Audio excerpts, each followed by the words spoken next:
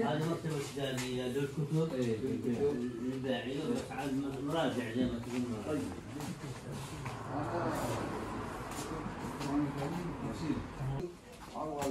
المفتي الأول في أوزبكستان. هذا القرآن الكريم من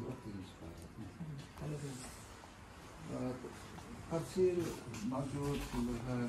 المعلم الثاني هذا شو تجميل كمان بعض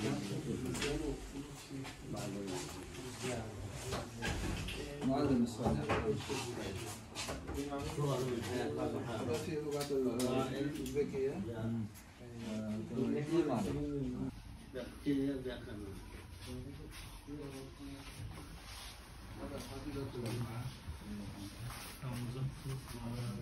لو إنسان مبتدئ يريد أن يتعلم كيف؟